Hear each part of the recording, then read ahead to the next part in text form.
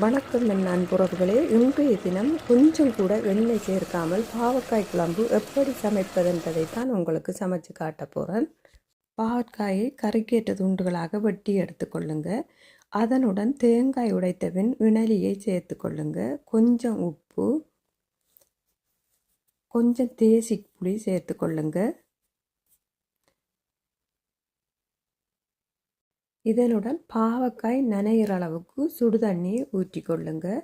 சோற்று தண்ணியாக இருக்கட்டும் அல்லது நார்மல் சுடு தண்ணி என்றாலும் பிரச்சனை இல்லை. பாவக்காய் நனைகிற அளவுக்கு ஊற்றிட்டு மூடி வையுங்க. சுடு தண்ணி ஆறுனதும் இந்த டைமில் பாவக்காயை நல்லா அலசி கழுவி எடுத்துக்கொள்ளுங்க.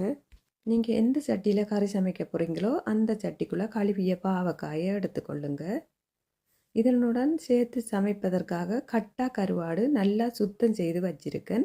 இந்த மாதிரி ஓரளவு பெரிய பெரிய துண்டுகளாக வெட்டித்து சுத்தம் செய்து எடுத்துக்கொள்ளுங்க. இதை பாவக்காயுடன் சேர்த்து கொள்ளுங்க.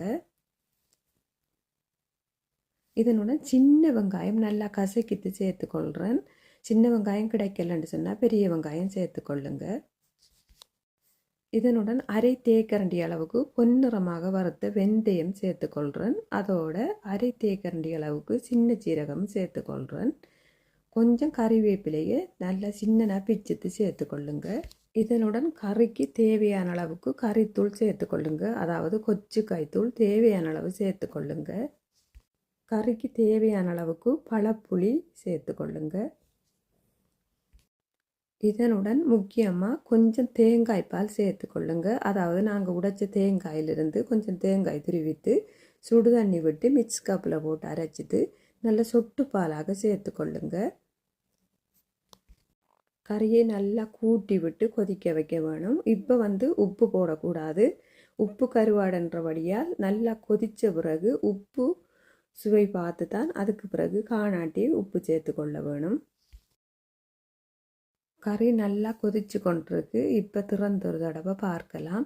இந்த டைமில் உப்பு காணுமான்ட்டு பாருங்கள். உப்பு காணான்னு சொன்னால் கொஞ்சமாக சேர்த்துக்கொள்ளுங்க. உப்பு கருவாடு இறக்குறதுக்கு பின்னாடியும் கூட உப்பு ஊறிக்கொண்டிருக்கும். அதனால் பார்த்து உப்பு சேர்த்துக்கொள்ளுங்க. நல்ல பிரட்டல் குழம்பாகவே வத்த வச்சு இறக்கி கொள்ளலாம். கடைசியாக கொஞ்சம் கறிவேப்பிலை போட்டுக்கொள்ளுங்க. எல்லாத்தையும் சேர்த்து கிளறி விட்டு இறக்கி கொள்ளுங்க.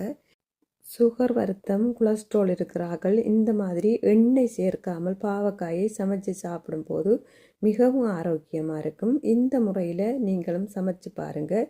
இன்னும் ஒரு நல்ல அருமையான சமையல் குறிப்புடன் உங்களை சந்திக்கின்றேன். நன்றி, வணக்கம்.